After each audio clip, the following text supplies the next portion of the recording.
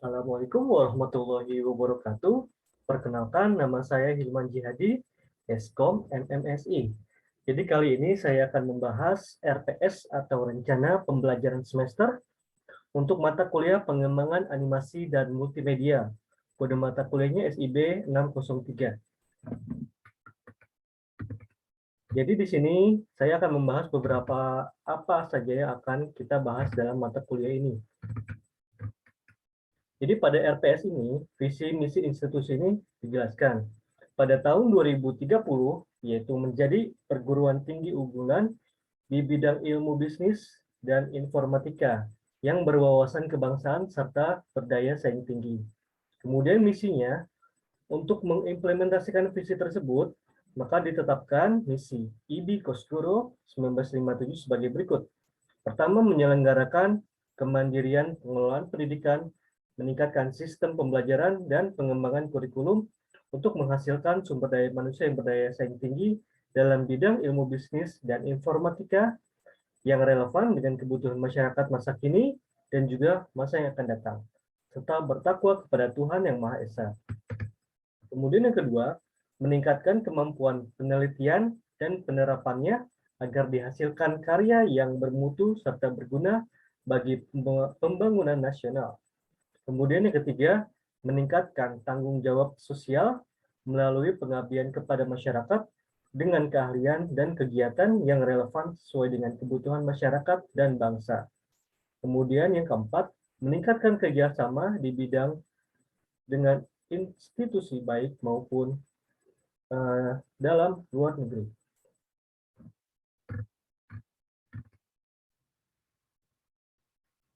Kemudian untuk fakultas, visi misinya sama pada tahun 2030, yaitu mewujudkan Fakultas Ilmu Komputer IB K57 menjadi salah satu pusat keunggulan pendidikan ilmu komputer di Indonesia yang berbasis teknologi, informasi, serta kewirausahaan melalui komitmen tinggi pada mutu dilandasi keimanan dan ketakwaan kepada Tuhan Yang Maha Esa. Kemudian misinya hampir sama dengan yang di atas disebutkan tadi. Kemudian ini visi misi program studi sistem informasi, bersama juga dapat dibaca.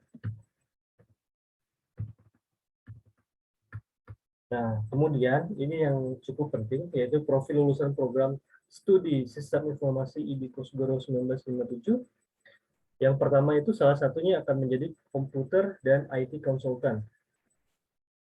Komputer dan IT konsultan ini adalah seseorang yang memberi jasa berupa konsultasi yang berkaitan dengan pengembangan perangkat lunak dan perangkat keras.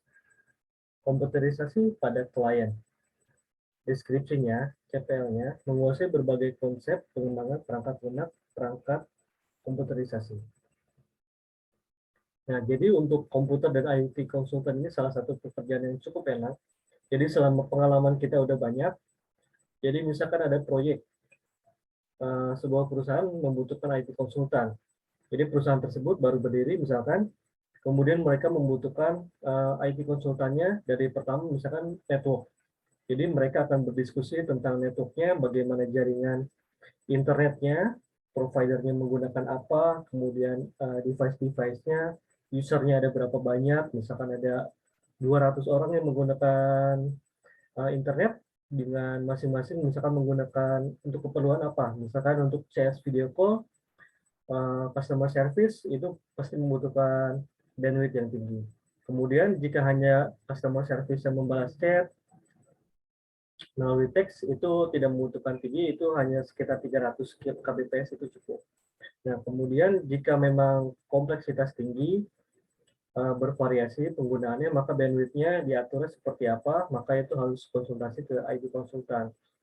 Nah, jadi misalkan menggunakan 200 seluruhnya CS, maka membutuhkan minimal 200 MB untuk kecepatan internetnya, Mbps. Nah, kemudian juga itu yang akan dianalisis oleh IT konsultan. Kemudian juga terus selanjutnya, itu tadi baru network aja, belum misalkan di perusahaan tersebut ingin ada websitenya. Kemudian IT konsultan itu akan mengkonsultasikan berbagai macam kebutuhannya. Misalkan websitenya hanya untuk company profile saja kah? atau untuk sistem, atau untuk gudang, dan lainnya, seperti itu.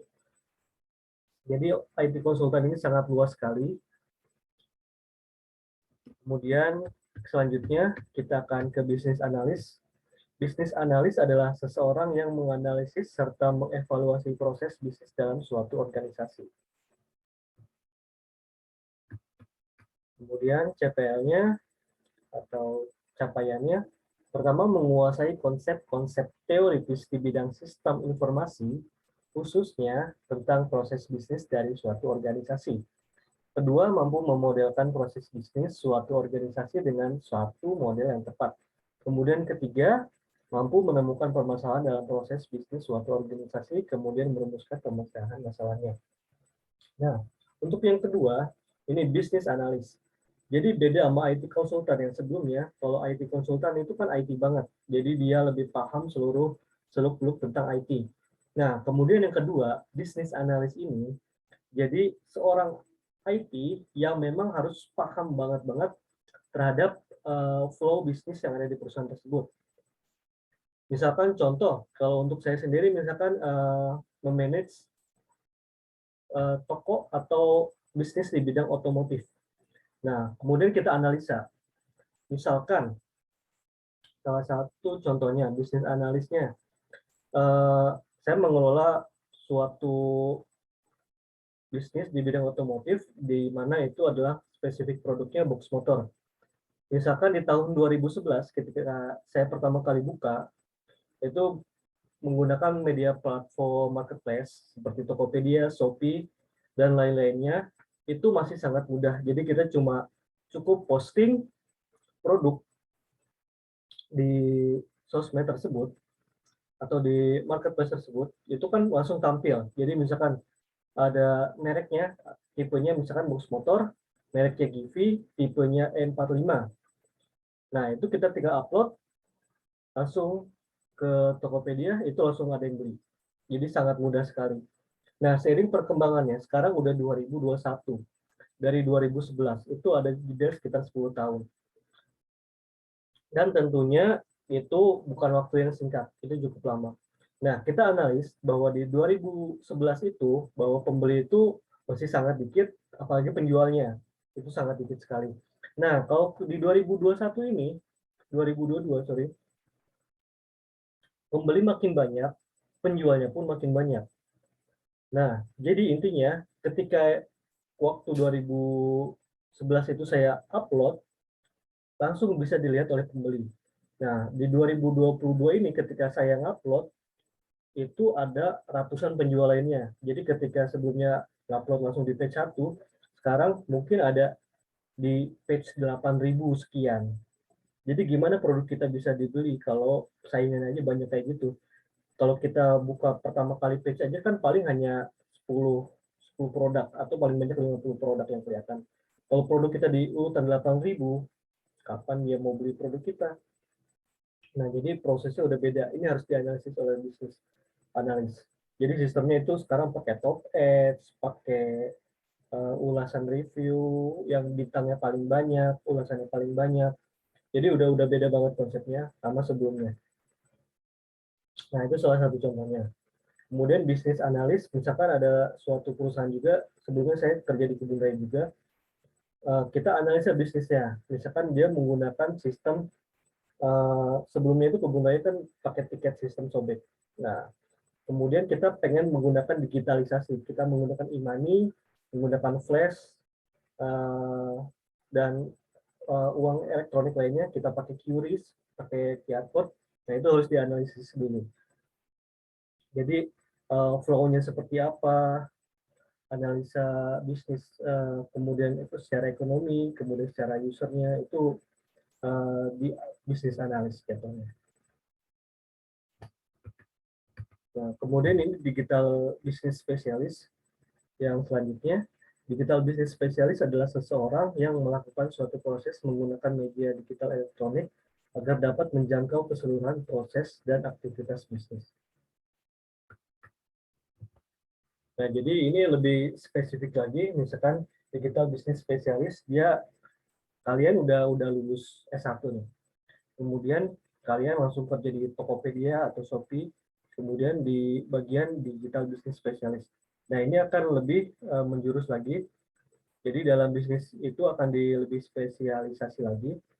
Misalkan melanjutkan yang tadi analisanya, ketika produk kita udah ngupload, tapi ada di halaman ke-8.000, maka seperti apa yang harus kita lakukan? Pertama kayak ada kalau di Shopee ada sistem push manual, kemudian ada kalau di Tokopedia ada top ads, cuma sekarang berbayar. Kalau dulu masih bisa push manual juga beberapa produk, misalkan 5 produk itu klik manual 5 kali itu masih bisa langsung naik paling atas. Nah, kemudian ada campaign juga. Jadi kayak misalkan mau Ramadan nih sebentar lagi ada paket promo banding. Jadi untuk seller-seller misalkan beli paket tersebut seharga 500.000, 1 juta atau 5 juta untuk misalkan udah seller yang termasuk kayak mall gitu. Nah, itu lebih dalamnya lagi nanti di dianalisa oleh digital business specialist. Jadi bagaimana si seller-seller tersebut banyak yang beli paket tersebut. Nah, itu lebih dalamnya di sini. Kemudian juga ada ERP, Enterprise Resource Planning. Nah, contohnya itu saya di Kebun Raya itu pakai ERP juga, dia pakai sistem Odoo. Jadi Odoo itu sistem open source. Namun kita ada anak perusahaan lagi. Jadi Kebun Raya itu temenan, kemudian ada anak perusahaannya. Dia khusus di digital di bidang teknologi yang namanya itu CIPIS. Jadi di situ segala sistem informasi dikembangkan di situ. Jadi untuk lebih mudah. Nah, kemudian dari situ dikembangkan sistem untuk Odoo-nya khusus untuk Kebun Raya Bogor. Nah, Kebun Raya Bogor, Purwodadi, Cibodas, dan Bali. Nah, kita menggunakan satu ERP yang sama yaitu Odoo. Nah, di situ jadi ada sistem kasirnya, sistem gudangnya, kemudian sistem pemesanan dan lain-lainnya itu bisa dilakukan di situ. Nah, kita baca deskripsinya, seseorang yang berinteraksi dengan stakeholder, customer, dan teknisi untuk implementasi sistem, audit rutin terhadap sistem untuk mendukung manajemen operasional ERP. Nah, jadi kayak stock of name itu ada di ERP. Nah, data scientist, di sini juga termasuk paling banyak juga data scientist sekarang dibutuhkan, seperti contohnya itu Gojek. Itu data-data yang masuk begitu banyak, kemudian diolah, dan kemudian nanti diberikan sebagai informasi untuk stakeholder yang berkepentingan, seperti misalkan di memasuki Ramadan ini penggunaan Gojek itu seperti apa, maka banyaknya misalkan banyaknya beli kurma atau beli madu, nah itu kan meningkat, maka itu akan dipakai informasinya oleh pihak Gojek, misalkan ada promo untuk muslim, kurma-kurma itu jadi lebih murah dan lainnya, itu data scientist. Kemudian ada sistem analis dan desain. Ini contohnya kayak seperti kita ingin membuat sebuah sistem, kayak sebelumnya saya di Kebun Raya, kita membuat sistem tiket online. Jadi harus memahami SDLC-nya dulu, System Development Life Cycle. Jadi seperti apa dia menggunakan sistemnya, apakah mau di-develop secara SDLC atau waterfall. Jadi SDLC itu jadi terus berputar, dia ada bug dikembangkan, ada bug dikembangkan ke waterfall. Jadi dia bikin di awal konsep, kalau udah beres ya udah. Jadi dia nggak bisa naik lagi, namanya juga waterfall ya. Tapi kalau SDLC ini tentu biayanya akan lebih besar. Apalagi dia jika memang sistem tersebut ketika ada bug atau kekurangan dikembangkan terus-menerus, seperti contohnya kayak Gojek sekarang. Dia kan awal-awalnya itu tampilannya kurang enak, atau Facebook dan lainnya itu awalnya kan itu kita udah tahu kayak gimana.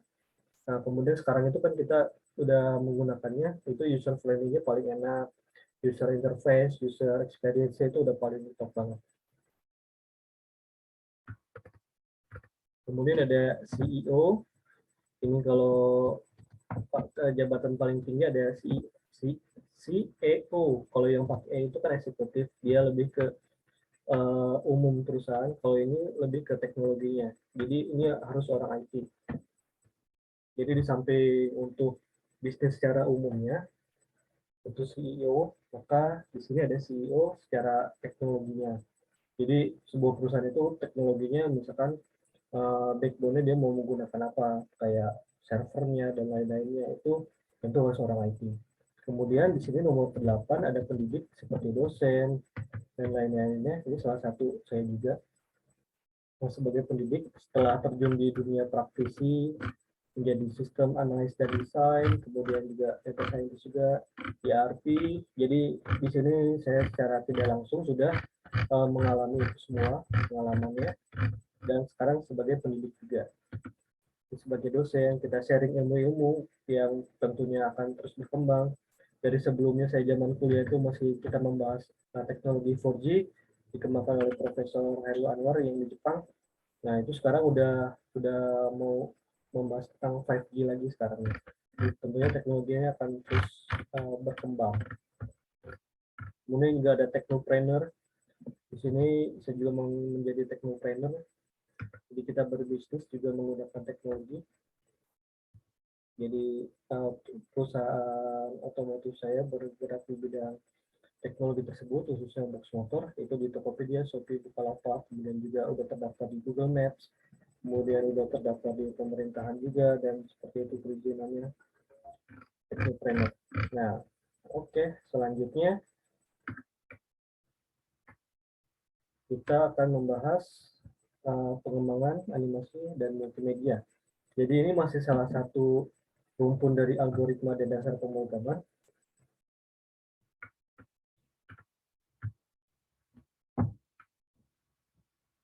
Jadi capaiannya itu menerapkan konsep dan teori dasar multimedia untuk membantu memecahkan masalah, kemudian mengidentifikasi teknik editing video, kemudian menerapkan teknik desain produk multimedia, dan keempat menerapkan teknik dasar pembuatan game.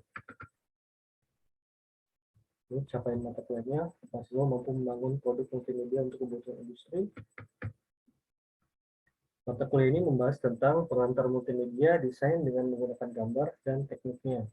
Animasi dan video diharapkan bagi mahasiswa yang mengambil mata kuliah ini mendapatkan bekal yang cukup dalam menghadapi persaingan dunia kerja yang berhubungan dengan multimedia seperti desain grafis, pembuatan iklan, perfilman, dan sebagainya. Monitoring dan umpan balik dari mahasiswa akan dilakukan dalam pelaksanaan kegiatan pembelajaran.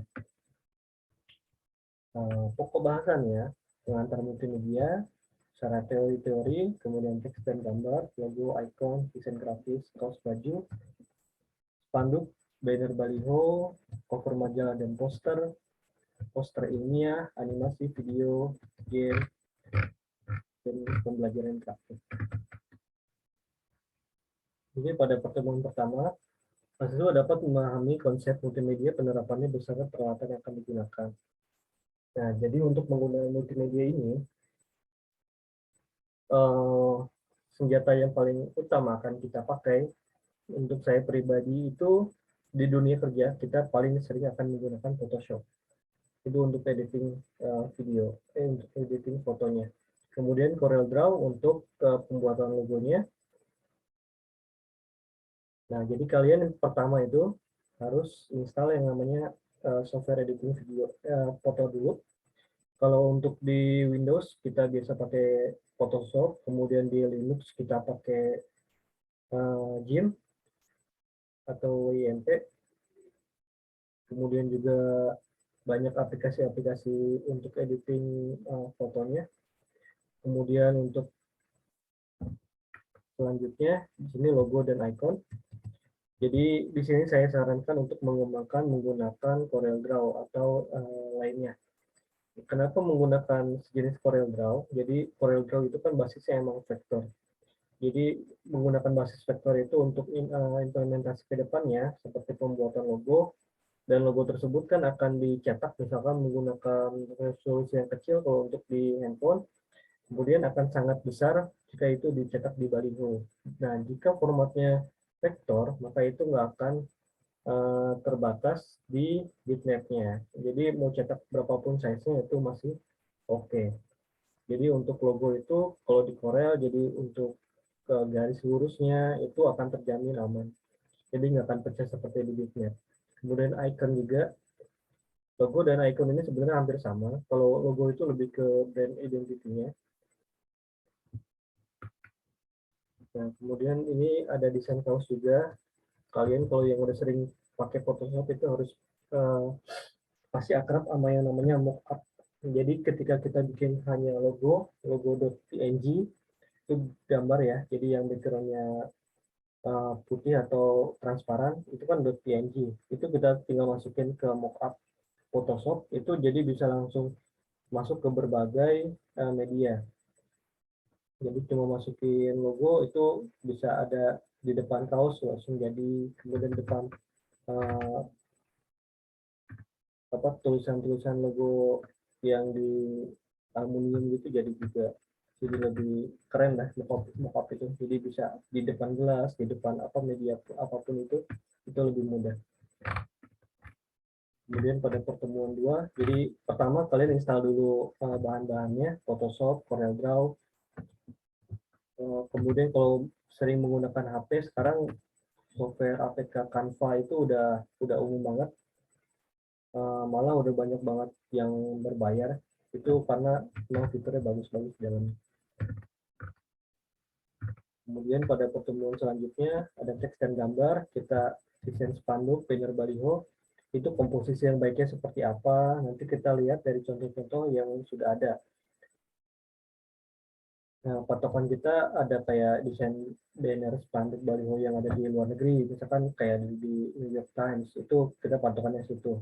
Kalau untuk desain-desain, tergantung klien kita sebenarnya. Kalau klien kita emang kelas atas, maka kita sesuaikan juga desainnya. Cuma untuk kelas bawah atau misalkan partai apa segala macam, nah itu bisa disesuaikan lagi. Kemudian selanjutnya kita akan belajar cover majalah, poster. Ini biasanya kalau di Photoshop itu pakai InDesign atau lainnya. Jadi itu lebih mudah untuk peletakan lembar-lembarnya. Pakai CorelDRAW juga bisa. Jadi sebenarnya apapun software yang kalian punya, asalkan kalian bisa pakai dan banyak trik-triknya, itu lebih direkomendasikan seperti itu. Kemudian selanjutnya membuat poster ilmiah. Ini animasinya ada banyak modelnya. Namun di sini hanya satu pertemuan ya, jadi kalian bisa menggunakan animasi yang standar aja.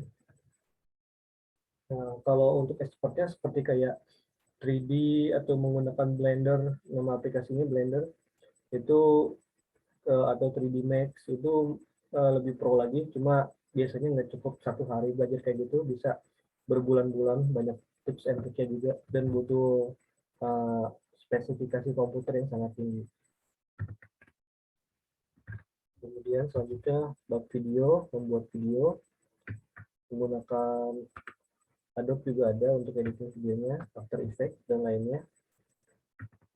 Pakai template-template juga banyak. Kemudian aplikasi media pembelajaran interaktif selanjutnya, ini bisa pakai Flash, kayak Flash di Adobe juga ada.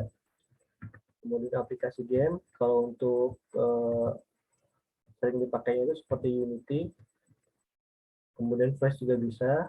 Ini bisa pakai banyak software, atau di Android juga ada beberapa aplikasi yang bisa untuk develop game juga.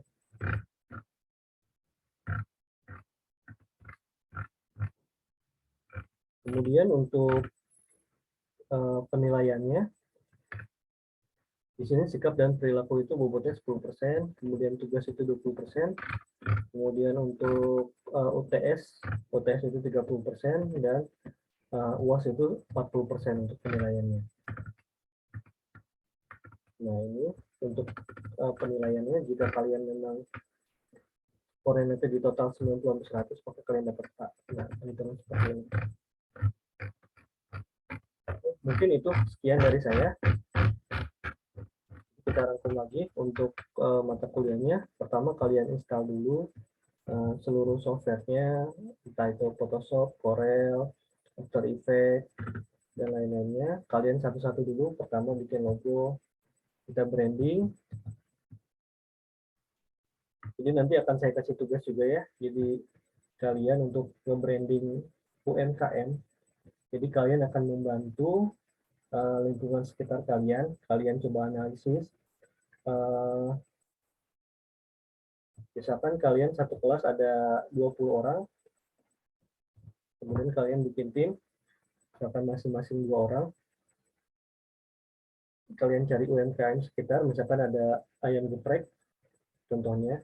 di tetangga kalian udah bikin ayam geprek cuma belum di branding, kalian bikin logonya, kalian bikin ikonnya, kemudian setelah itu bagus, bikin tagline-nya juga, misalkan ayam terenak di lokasi X gitu salah satunya. Kemudian apapun kelebihannya kalian analisis dulu, kelebihannya ternyata harganya murah, rasanya paling enak. Kemudian setelah jadi logo, branding, slogan seperti itu, kalian coba cetak di kaosnya. Kaosnya bentuk mockup aja dulu, jadi di Photoshop.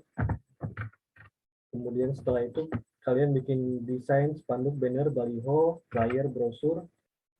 Nah itu bisa di sini cetak. Nah kemudian juga bisa di develop di IG-nya, kalian bikin Instagram-nya atau di YouTube-nya. Instagram-nya nanti bisa dimasukin desain spanduk, banner, baliho. Kalian bisa buat menu-menunya, menu-menunya paket promosinya, kemudian paket pesanannya. Jadi tentunya UMKM ini pastinya akan sangat terbantu dengan adanya kalian sebagai mahasiswa yang terjun langsung di bidang tersebut. Contohnya saya pun sebelumnya pernah dapat tugas juga waktu masih menjadi mahasiswa, itu kita dapat proyekan, saya kan emang seringnya desain juga, desain juga kita kemudian ada IG-nya, kita taruh di situ portofolio kita, di saat itu gambarnya bagus-bagus, keren-keren. Kemudian ada salah satu hotel yang membutuhkan jasa desain, cetak spanduk, baliho, logo dan lain-lainnya, room rate, supaya harga gitu. Nah itu kita coba apply dari beberapa orang, ternyata saya yang dipanggil, kemudian kita kerjain project itu, kita dapat lumayan uangnya. Nah itu salah satu pencapaian juga sebagai mahasiswa. Jadi kalian dapat uang juga, dapat portofolio juga, projectnya, dan itu sampai sekarang ilmunya masih kepake. Nah kemudian selanjutnya setelah itu kalian bikin posternya, kalian bikin dan browser dan lain-lainnya itu bisa. Kemudian dikembangkan lagi, kalian bikin animasinya bisa juga untuk animasi singkat itu kayak opening YouTube, itu kan termasuk animasi juga. Ya beberapa detik cukup sih untuk bikin develop. Kan ayam geprek, kemudian ada beberapa animasi ayamnya atau apa dari teks. Sebenarnya kalau paling simpel itu kayak PowerPoint, ada huruf-huruf bergerak, ada image PNG-nya itu bergerak, itu sebenarnya dasarnya juga udah dapat.